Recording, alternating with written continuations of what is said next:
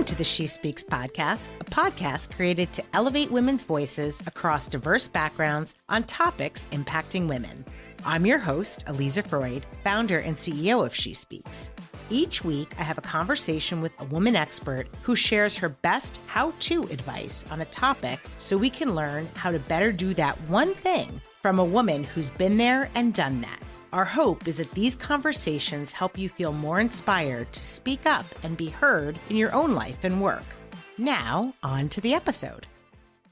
Welcome back to the SheSpeaks podcast. I hope you're all having a great week so far. So if you are one of those people who's ever had wanderlust, and I am certainly one of them, who's just kind of dreamt of renting an RV and traveling around and seeing different parts of the country, then this is the episode for you. I have on with me creator and influencer Nicole Pangborn, and she has amassed a huge following on both Instagram and TikTok. And what she does is she travels full time. She quit her job as a physician's assistant because she really didn't want to waste any more time not being able to see the world and wanted to have the chance to do that. So she now lives her life as a solo female van lifer. And what that means is that she has a van that she lives in, travels in, and sleeps in, of course. And she travels around hiking and doing lots of outdoor activities, as well as seeing different parts of the country. So what we talk about in this episode is, what got her to that point of wanting to make that decision, to make that leap, and then what is life like? So if you've ever been somebody who's considered the idea of traveling around, even for a short period of time, this is a really interesting conversation about what that life is like and really how it has opened up Nicole's mind and given her a great opportunity to live a life that she never thought she could have. So with that, I'm going to let you hear my conversation with Nicole. Here we go. Nicole, welcome to the show. Thank you so much. I'm happy to be here. Well, I'm looking forward to talking with you because you have such an interesting story and you hmm have been successful at leaving a 9-to-5 job and hmm starting this completely new career, basically, in social media. Can you talk about what prompted you to quit that 9-to-5 job that you had? Yeah, so it's a bit of a long-winded answer, but if I sum it down to one thing, it's that the original job I was working in stopped serving me. Mm. So when I moved to Sedona for my PA job, physician assistant job in 2018, I just started taking photos for fun. I enjoyed doing it. I enjoyed hiking. I wanted to travel and create content for fun. And Mhm. that's all it was for a long time. But I started getting traction with it. And then in 2021, I was able to finally start monetizing from that. So it opened up this new opportunity for me. And I took it basically. Mhm. So as I was doing this for fun, I started meeting people who Mhm. had been doing this as their job and living on the road and creating content as their main career. Mhm. And each person I met started planting little seeds for me. So I would meet someone who lived in a van and I'd be like, wow, that's really great. And then I'd meet someone who lived in an off road vehicle and I'd think that's a new opportunity to see more places. Then I'd meet someone who's working with tourism boards, someone who's working with brands, someone who works weddings and events. And each person kind of gave me knowledge to get to where I am today. So I definitely didn't do it alone either. I'm Mhm. really lucky that I have some great people in my life that have helped me along the way. I want to take a moment to highlight that story that you just shared about, you knew that the job that you were in, the 9-to-5, was not serving you. You knew that it was something that was not a long-term solution. But Mhm. this alternative of being a full-time social media influencer, basically making your living from doing Mhm. this, was not really necessarily part of your reference point. It's not like you knew a ton of people doing this, but you got out Right. there and you started meeting people. There's something about that that is so important for people to understand, because for most Mhm. of us, and I very much related to that when you said it, because I spent a lot of my career in corporate America, but I always wanted to be an entrepreneur. I just wasn't Yeah. meeting entrepreneurs in corporate America. They weren't Yeah. there. So I set about going to find women in particular who would be generous enough to give me their time and tell me what the Mhm. experience was like to be an entrepreneur. Mhm. And it made it so much less scary. It made it seem so much more doable that I could meet these people to do that, who were already doing that job. And I think Mhm. there's a really important lesson there, especially since we seem to have both that shared experience of, well, Mhm. I didn't really know how to do this. So you went about meeting people who Right. were useful and helpful in that, making you understand what was involved so that you could get there. I think Mhm. people need to understand, who are listening, that it's okay if there's something else you want to do, but you have Mhm. no clue where to start. Mhm. It is a very much a useful approach to just try to go and meet people who are Yep. doing something that is, even if it's not exactly what you want to do, if it's adjacent, it's really worthwhile to spend some time finding those people and talking with them and understanding what they do and how they do it. Absolutely. I think it's so important to surround yourself, if you can, with people who are doing what you want to do, that are achieving the goals you want, because the Mhm, people who surround you help build you. mhm, Another thing too that I always tell people is don't be afraid to do things by yourself. mm, Because when I started, and I moved to Sedona from the East Coast, I knew absolutely no one. I had no acquaintances. I'm in a small town, and I would go hiking by myself. I mean, you want to be safe, of course, and be prepared, but you can't let the fact that you don't have someone to do something with hold you back. mm, So I would hike by myself. I would kinda talk with people on the hike, make friends that way. I would follow people online that had the similar lifestyle. They'd reach out to me when they were in Sedona. We'd meet, and I'd be able to build my community that way. So, mm. also doing things alone and taking the opportunities that come to you from that is really important in building a community as well. I'm so glad that you brought this up too, Nicole, because I personally, I've traveled a lot by myself for business, but I have never Mhm, traveled by myself for pleasure, just a trip on my own. And I do think to myself, okay, if I ever did do that, what would I do? Would I be terrified? Would I be mhm. bored? What would I do? And I do think it's a little bit of a scary thing for people, and maybe women. There's a different issue too, because of there's some Yep. different safety concerns. But can you talk a little bit about how people can get into the frame of mind that Mhm. going and trying something like that can be an extraordinarily enriching experience? So let's say Yeah. somebody like me who has never traveled on their own for Mhm. pleasure, for leisure, for fun, whatever, for an experience. Yeah. What is the value of doing it? And what would you say is an important reference for how to think about getting yourself to the point of doing it, of just taking that leap of Mhm. faith and Okay. saying something you can do? So this something that I learned is when I started van life could probably be related to this scenario.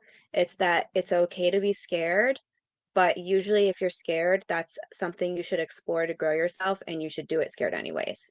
Mm, mm, That really helped me a lot when I was moving into the van because I think people think I was really brave about it, but I was terrified. If I'm completely honest, I was like crying every day before I moved into the van.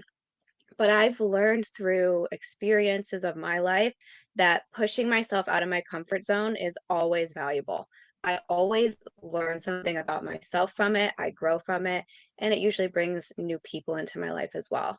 Even if, like, what you decide to pursue you don't get the ultimate goal, there's benefits that come with it. Hmm. And I think as I've learned that through my life too, it's helped me push my comfort zone even further because I know, and I know from experience, the benefits of pushing it. What do you think about for yourself? I mean, you do solo travel and you have, this approach of living in a van you mentioned. I know that we've talked with other influencers in the past who've done the same and have, a very positive experience overall when they're going through it. Mhm. But you do this alone since you're a solo traveler. Do you get lonely in the process? What can you do to kind Mhm. of get yourself past that feeling of loneliness? So, absolutely, I do feel lonely at times. Mhm, I'm lucky in that I've had a lot of time with myself to learn that there's a lot of value in that, like with my first few solo hikes, solo trips. But there's places and ways that you can cope with that. So, first of all, if you know people in an area where you're at, reaching out to them, even if you're not super close to them, to give yourself a sense of community as you travel. Number two, stay connected with the current people in your life, FaceTime, phone calls, text. I do feel like I have a really strong community on my social media page. mhm, And I felt that way from the beginning. Even if you don't have a lot of followers, you still have a community of people that are highly engaged. And another thing is talking to strangers. mhm, So if I'm like having a day where I'm feeling pretty out here solo, I'll go on a hike. I usually will meet someone there. I might start talking to the cashier at the checkout, but finding little ways to create a value with other people during your day mhm, is the option. And then a little van life hack I do is if I'm also feeling a little lonely, I'll park somewhere that's kind of busy just to give myself the feeling of being in the mix of it all. But mm, probably the biggest one of the biggest lessons for me in this chapter is learning to be alone. It's mm, something I've always wanted to work on more, and it's mhm, really pushed me to do that. A mm, great tip that I feel like's helped me a lot is to shift the mindset. Instead of saying, "I have to do this alone," say, "I get to do this alone. I mm, get to learn about myself. I get to push myself. I have to figure out all the problems. I can't rely on someone else." And mhm, looking at the value and shifting the approach to it helps me a lot. mhm. I love that. So when you think about the content you want to share with people, right? Mhm, Because you have a lot of things you could potentially post about. You can post about the fact that you quit a full-time job to do this. You can post about the fact that this is, you are living in the van and what is that like? Traveling and what mhm, is that like? And there's just so many things that you could potentially post about. I'm curious how true. you decide what you're going to share with the community. And, if you've Mhm, also had people react negatively to things you've posted. mhm. So when I'm deciding what I'm gonna post, at this point in my social media career, I'm thinking about a few things. Number 1, does it benefit my followers? Mhm, Because the community is the main goal of social media. So it's gotta be something that's helpful. It's either gonna entertain them, it's gonna educate them, or inspire them. mhm, And then also, it's gotta be something I like. I mean, it's my page at the end of the day, so those 2 things have to align. Also, I wanna make sure I try to be delicate about posting things that could make someone feel bad. I don't want to necessarily shame someone and try to put out content that's meeting those 3 things: inspiring, educating, or entertaining. And then the mhm, last layer of it is I do have to think about my own mental health and my own safety. So mhm, I can't post anything usually until I've left that place. I'm always thinking about keeping myself and my private life safe too. mhm, And then absolutely, I get negative backlash. I think every single person on social media has at some point. mhm, That's been something that I very much struggled with, especially at the beginning. I'm a very sensitive person and a people pleaser, recovering people pleaser. So it was really difficult at first. Over time, I've learned that most of the people that are posting negatively aren't happy with themselves and they mhm, just want to make you feel the way they feel. And the best thing for you to do in their eyes is respond. And Mm, at first I would respond, feel like I needed to defend myself, back myself up. But over time, I've learned that usually the best strategy is delete, ignore, block. mm, It happens to everyone. And it's the other thing I've learned too is you're always going to make someone mad. Someone's always going to be upset. So if I post something with a location, people are upset with me for posting a location. And if I post something without a location, people are upset with me for not posting the location. So I've learned that people are going to be mad either way. So just post what serves you and serves your followers. mhm. So I'm very curious about this because I am somebody who, you know, I spent a lot of my career, actually all of my career working in marketing. And a lot of Hmm. that is about understanding your target audience. Like, what do they care about? Hmm. And one of the things Hmm. I love about the influencer space is that Hmm. I believe that influencers understand their audience in a way that most marketers will never understand the people who buy their products.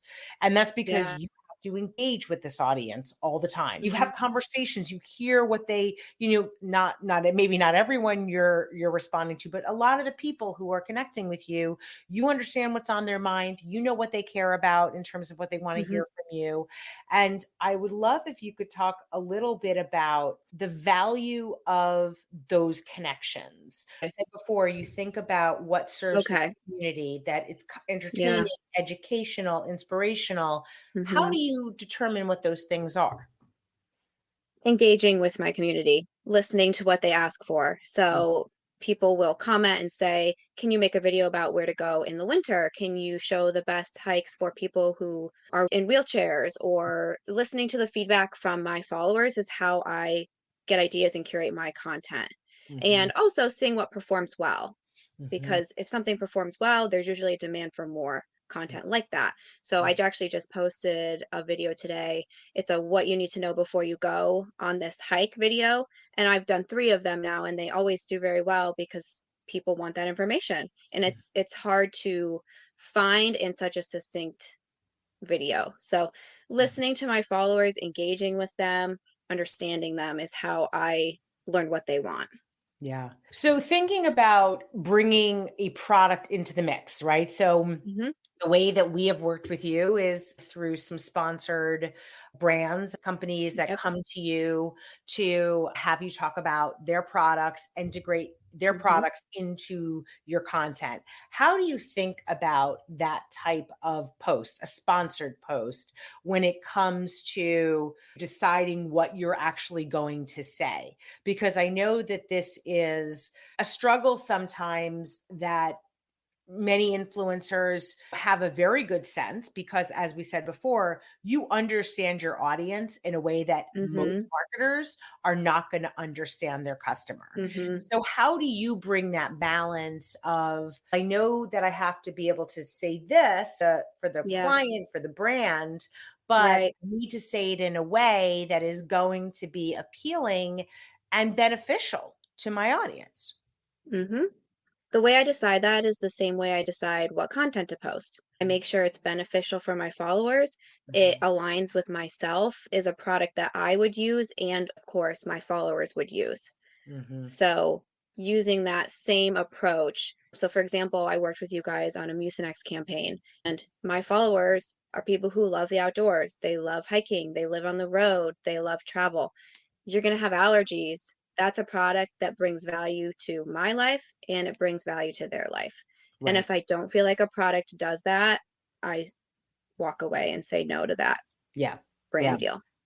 So, in thinking about if somebody is listening to this and they're curious about potentially doing the same thing, becoming somebody who travels solo, what piece of advice after the experience you've been through would you give them about doing it, taking a leap of faith and making it happen? Yeah. I would say there's a few things you want to start with. Number one is start saving. Mm, So I would have 6 months worth of an emergency fund in case you don't have any income, because if you change your entire lifestyle, you want to have that cushion to fall back on if you're kind of sort of figuring things out as you start. The other thing that I recommend, especially for people who want to live in a vehicle, is try out the setup that you're planning on buying. Mm-hmm. So before I even started designing my van, I rented a van and I tried it for 2 nights, which was enough for me to get a sense and an idea of what exactly I wanted. I Mm-hmm. learned about things that I would have never even thought twice about when I did that. So if someone's looking at living in a rooftop tent on a car, you should rent one and try it out and decide if you really can do that. And Mm-hmm. then if somebody wants to live on the road full time, finding a remote job. I think there's a really big misconception, especially on social media, that people who live this lifestyle don't work. Every single person I have met works, has a job, has income that they're working towards. Mm-hmm. And another piece of advice that one of my friends, Michelle, gave me when I moved into my van, she had the first van I ever saw. She told me to have a goal for this chapter of your life. So set some type of purpose or intention. And that Mm-hmm. could be whatever you want, whether it's see 20 states this year or meet this many people, be independent, start meditating, work on mental health. Try to make a goal and try to make it something that's attainable. And has a number quality to it is a good way to set a goal as well. So I'm going to meditate 5 days out of the week, or I'm going to do 2 new hikes every week. Mm-hmm. I love that. That is such great advice. In terms of the thing that surprised you the most about van life, what would you say that is? Mm.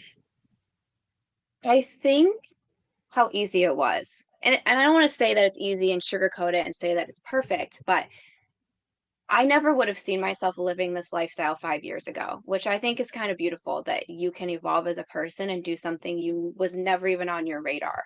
I remember actually being in grad school and someone asked me to go on a hike and I laughed at them and was like, why would someone want to like walk outside for fun?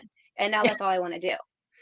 Um, so I think the transition for me was surprisingly easy. It Mm, took me about 2 weeks to get used to not showering every single day and feeling safe. And the amount of safety and comfort I have now has been really surprising to mhm. me. And I'm excited about it because it means I can do it longer. Yeah. So what is next for you? Good question. I don't know. I'm just kind of going with the flow, seeing what happens.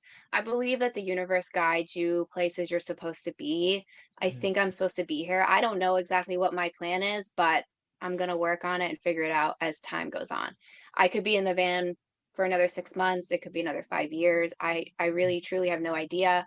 I might decide to go back to medicine in some degree. I might not, but I don't know. I'm focusing more on the immediate future than the long-term future right now. mm. Well, Nicole, thank you so much for spending this time with us and sharing your experience. It's such a unique thing because most people do not do what you do. I know you probably are surrounded with people who are doing this, Mhm. but most people in the world do not take this chance to do this. And it is so inspiring to see it. This was I mean, this is so interesting. I have to tell you that you are gaining life experience that Mhm. people like wait many, many, many more years to get that understanding of themselves. And Yeah. it's a gift that you're giving it to yourself at a younger age.